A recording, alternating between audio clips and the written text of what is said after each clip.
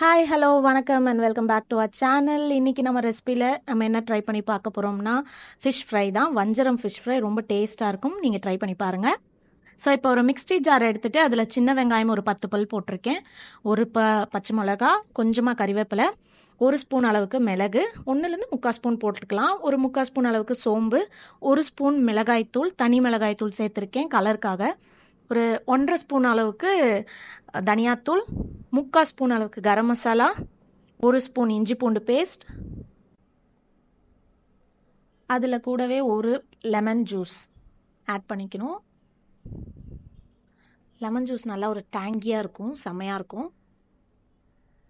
So இப்போ ஒரு 1/4 spoon அளவுக்கு மஞ்சத்தூள், கூடவே தேவையான அளவுக்கு உப்பு, இதெல்லாம் சேர்த்து நம்ம அரைச்சிட்டு வந்துட போகிறோம். நல்லா கொஞ்சம் லைட்டாக குறப்பாக இருந்தாலும் பரவாயில்ல, பட் நல்லா தான் இருக்கும்.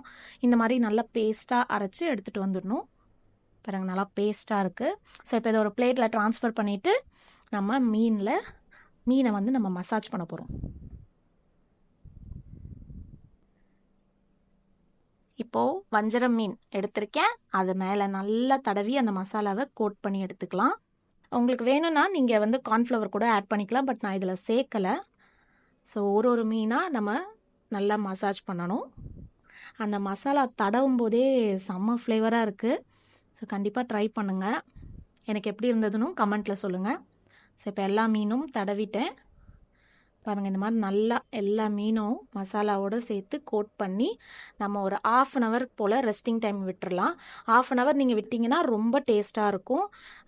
1/2 hour to 1 hour நம்ம எப்படி வேணாலும் வச்சுக்கலாம், பட் நான் இது 1/2 hour இன்றைக்கினா மூடி வச்சு கொஞ்சம் நேரம் ரெஸ்டிங் டைம் விட போகிறேன். பிளேட் போட்டு மூடி வச்சிட்டேன். இப்போ ஒரு தவாவில் நான் இதுக்கு தேங்காய் எண்ணெய் யூஸ் பண்ண போகிறேன். தேங்காய் எண்ணெய் வந்து ரொம்ப ரொம்ப ரொம்ப ஃப்ளேவராக இருக்கும். ஸோ நீங்கள் கண்டிப்பாக தேங்காய் எண்ணெயில் பொரிச்சு பாருங்கள், ரொம்ப டேஸ்ட்டாக இருக்கும்.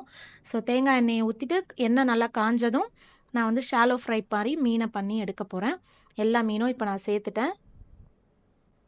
இப்போது இதில் இன்னும் ஒரு டேஸ்ட்டுக்காக நான் மேலே வந்து கறிவேப்பிலை சேர்த்துக்க போகிறேன். கறிவேப்பிலை அந்த கூடவே அந்த எண்ணெயோட பொரியும் போது ரொம்ப ஃப்ளேவராக இருக்கும்.